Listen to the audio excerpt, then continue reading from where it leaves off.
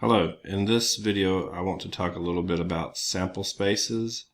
In probability, a sample space is a complete list of all the outcomes from an experiment, and very small experiments or simple experiments, this can seem very easy. I have an example here. If you flip a coin, the sample space is heads, tails, because those are the only two outcomes.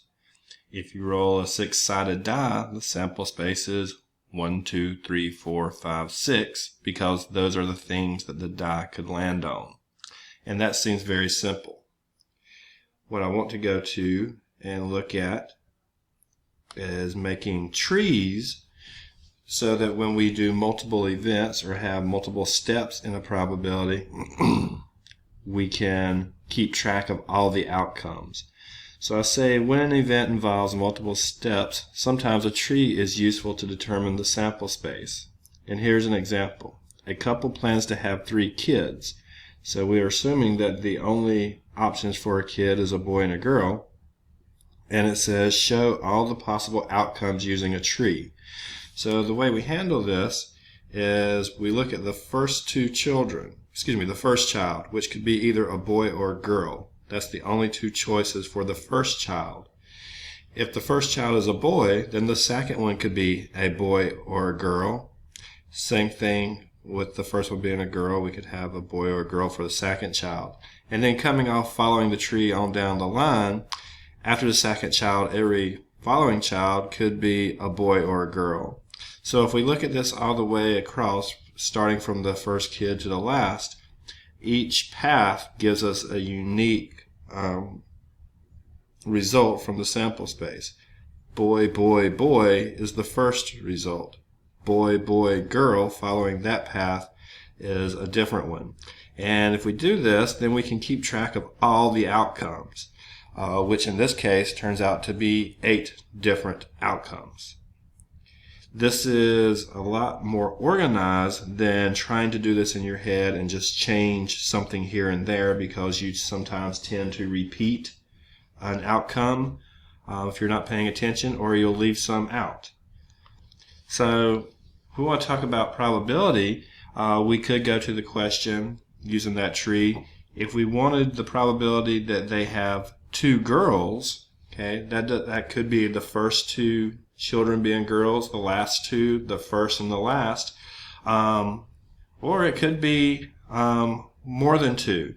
So there are 4 options where they have 2 girls or more. That is boy, girl, girl, girl, boy, girl, girl, girl, boy, girl, girl, girl. So 4 out of 8, the 4 ways they can have 2 girls out of the total 8 possible, which is 1/2 as far as probability is concerned. Another example I have here where we're going to create a tree is you own, this is a silly example, but you own 3 pants, black, white, and gray, 4 shirts, green, white, purple, yellow, and 2 pair of shoes, white and black. So we're going to show you the tree in a moment, but here's 2 questions. How many different outfits can you create from the choices? So that would be the number of items in the sample space. So when we list out all the distinct possibilities, that would be how many there are. And also a separate question, what's the probability an outfit will include white pants and a purple shirt? Okay. So here is a tree of this outfit. So the first thing we looked at is pants. There's 3 different pair of pants, black, white, gray. And out of each one of those, there are 4 choices for the shirts. Green, white, purple, yellow, I believe. And then each one of those, all the way through the tree, from top to bottom, has 2 choices in shoes, white and black. So looking at all of these, they're listed out through the tree, and you can follow every single path. Black pants, green shirt, white shoes. Black pants, green shirt, black shoes, all the way down to the bottom. So I have those listed over to the side. There are 24 different outfits here.